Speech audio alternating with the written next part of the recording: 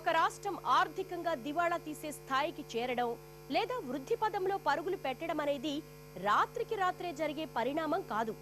ప్రభుత్వం తీసుకున్న నిర్ణయాలకు ఫలితాలు రావడానికి ఒక్కోసారి 10 ఏళ్లు పడుతుంది. తెలుగు రాష్ట్రాలు ప్రస్తుతం ఎదుర్కొంటున్న సమస్యలకు 2004 తర్వాత కాంగ్రెస్ హయాంలోనే బీజం పడిందనే వాదన ఉంది. ఉచిత పథకాలు, భూ సంతర్పణ, అవినీతి, అక్రమాలు, సహజ వనరుల దోపిడీ రాష్ట్ర ఖజానాను దెబ్బకొట్టాయి. విచిత్రం ఏమిటంటే ప్రస్తుతం తెలుగు రాష్ట్రాల్లో కాంగ్రెస్ బద్ద వ్యతిరేకులు అధికారంలో ఉన్నా అవే విధానాలను అమలు చేస్తున్నారు.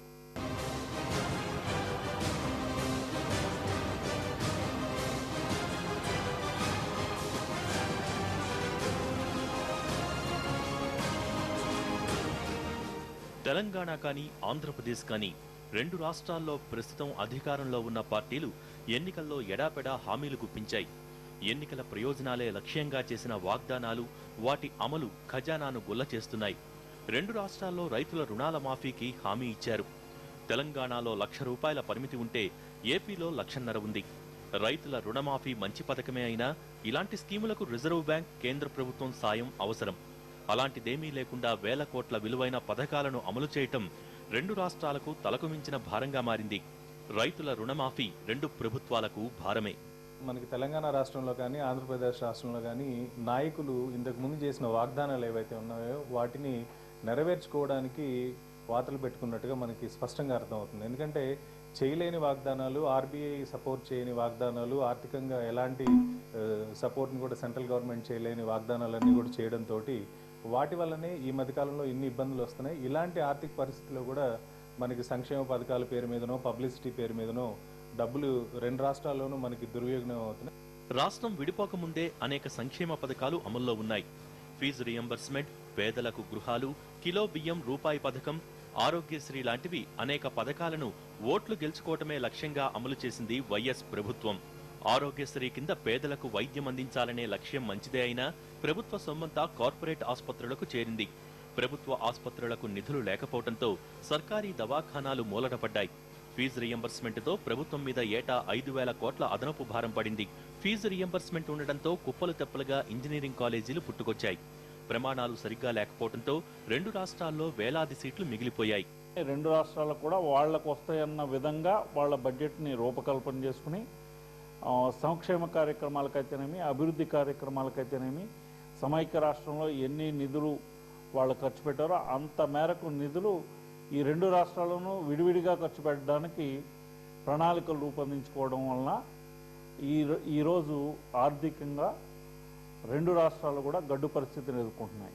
కాంగ్రెస్ పాలనలో అమలైన మరో కీలక పథకం రైతులకు ఉచిత విద్యుత్. ఒక్కో యూనిట్ ₹14 కొని రైతులకు ఉచితంగా విద్యుత్ ఇచ్చారు అప్పటి ముఖ్యమంత్రి వైఎస్. రైతులకు ఉచిత విద్యుత్ కంటే చౌకగా విద్యుత్ ఇచ్చి విద్యుత్ కొనుగోలుకు ఖర్చు చేసిన నిధులతో పవర్ ప్లాంట్లు ఏర్పాటు చేసి ఉంటే పరిస్థితి మరోలా ఉండేది.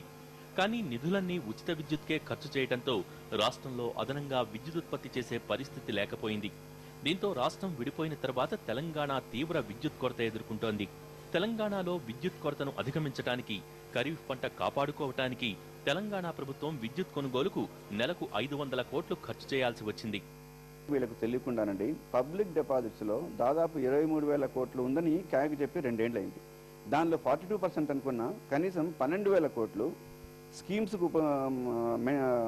స్కీమ్స్ అంటే పథకాల కోసం ఖర్చు పెట్టండి అన్న అమౌంట్స్ పబ్లిక్ అంటే పీడీసీ అంటారు. పర్సనల్ డిపాజిట్స్ అంటే ఖర్చు పెట్టకుండా బ్యాంకుల్లో ఉండే 13,000 కోట్లను కనీసం వీళ్ళు తెచ్చుకోవాలి తెలంగాణ గవర్నమెంట్. జలయజ్ఞం కింద ₹1,00,000 కోట్ల 1 కోటి ఎకరాలకు నీరిచ్చేందుకు వైఎస్ ప్రభుత్వం ప్రణాళిక సిద్ధం చేసింది. ఇందులో భాగంగా 47 చిన్న, మధ్య తరహా ప్రాజెక్టులకు 6 ఏళ్లలో ₹40,000 కోట్ల పైగా ఖర్చు పెట్టింది.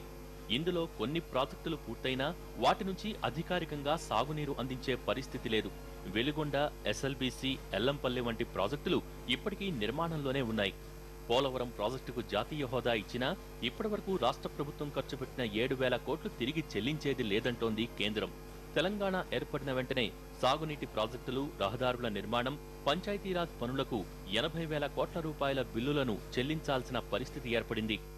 ఇలాంటి వాటిలో కూడా మనం చూస్తే వస్త్ర వ్యాపారులు కానీ వీళ్ళందరూ ఒకప్పుడు చేస్తున్న బిజినెస్ ఇప్పుడు చేయలేకపోతున్నారు. దీనికి రీజన్ కింద మనం చాలా విషయాలు తీసుకోవచ్చు. ఒకటి ఏంటంటే ఇక్కడ నుంచి కొంతమంది వలసలు వెళ్తున్నారు అనే ఇది కూడా మనకి ఒకటి ఈ మధ్యకాలంలో తెలుస్తుంది. ఎందుకంటే ఒక సామాన్యుడు హైదరాబాద్లో ఉండే పరిస్థితి లేదు. 15,000 20,000 జీతం తీసే సామాన్యుడు ఇక్కడ బ్రతికే పరిస్థితి లేదు. అదేవిధంగా ఆంధ్రప్రదేశ్లో వాళ్ళ పొలాలు కానివ్వండి ఇవన్నీ కూడా రేట్లు ఎక్కువ పెరగడంతో అక్కడికే వెళ్ళి ఏదో చేసుకుందాం అని అనుకునే వాళ్ళు కూడా కొంతమంది ఇక్కడ నుంచి వెనక్కి వెళ్ళిపోవడం.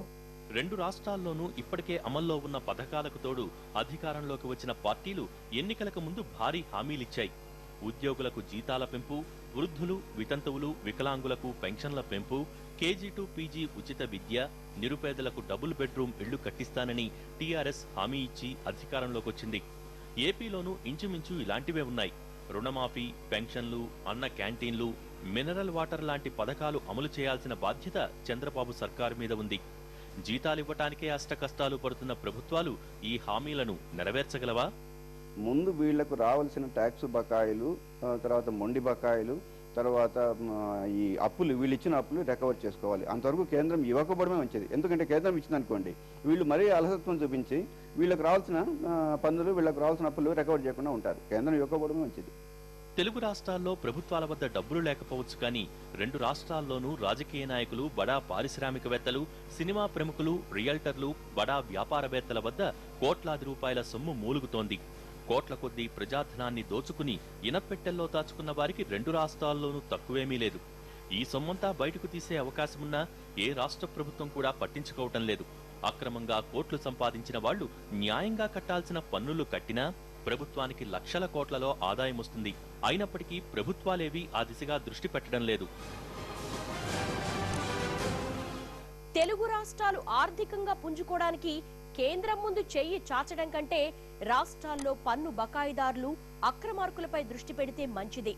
కోట్ల రూపాయలు అప్పులు, గ్రాంట్లు తెచ్చి నిరర్ధక పథకాలను అమలు చేయడం, అనుయాయులకు దోచిపెట్టడం లాంటి కార్యక్రమం కొనసాగించినంత కాలం ఖజానా ఖాళీగానే కనిపిస్తుంది. మరి ప్రభుత్వాధినేతలు ఏ దారి ఎంచుకుంటారో చూడాలి. ఇది వాళ్ళ స్టోరీ బోర్డ్. మరంసంతో మళ్ళీ కలుద్దాం. నమస్తే.